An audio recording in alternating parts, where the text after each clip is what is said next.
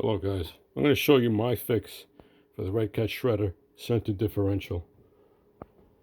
Now if you've run one of these things, you know that those center differentials fail quite easily.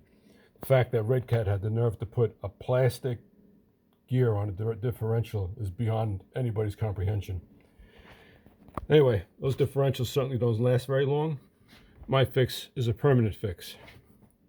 As you can see here, I flipped the motor around from the stock position to this position here.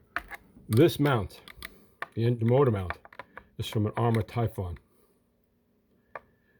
This is a hot racing Arrma differential mount for a Typhon.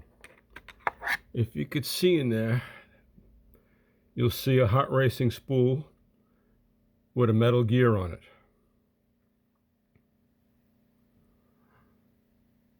To date, I've run about 20 battery packs through this truck. No problems whatsoever with differentials. The center differential is going to last forever.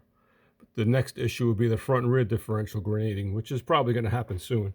When it does, I have an idea of how I'm going to fix that also. But until it happens, I'm not going to mess around with it. So anyway, to get this spool and Arrma mounts in was a bit tricky.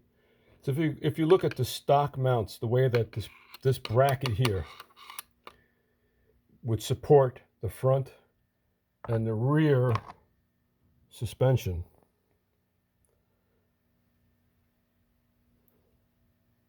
it used to mount to the stock RedCat differential mount. In the Arrma, there's no way to do that. So my idea was to mill this block out of a solid block of aluminum, bolt it down to the chassis from underneath, cut the plate back, and bolt the plate to the mount. Now the front suspension is rigidly mounted. It has its support. And I did the same, it's a little difficult to see back there. I did the same for the rear suspension. So getting to the power. This is a TP 4050 1700 kV motor. A Mamba Monster 2 ESC. Now, by flipping the motor, I could no longer fit two LiPo trays. So instead, I used an Arrma Typhon LiPo tray. One tray, it'll hold my batteries fine. This motor can run on 6S, but it's more than fast enough on 4S. That's all I ever ran to. I never tried 6S. I don't feel a need for it. It's plenty fast enough.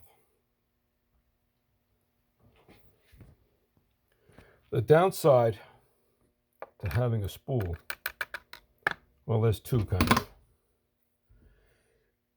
When this thing runs around and tends to, well, it doesn't tend to, if it does wheelie, there's no differential anymore to gently set that truck back down.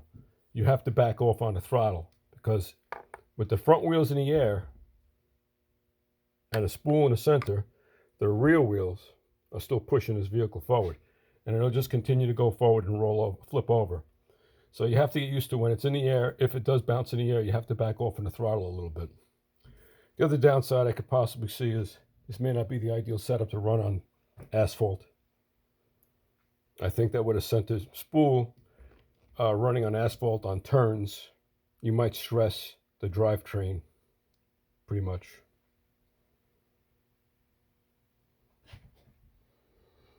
Anyway, that's my fix so far. Like I said, 20 packs through it. It has run perfectly. I'm waiting for the front and rear differential to grenade. When they do, I have a fix for that too.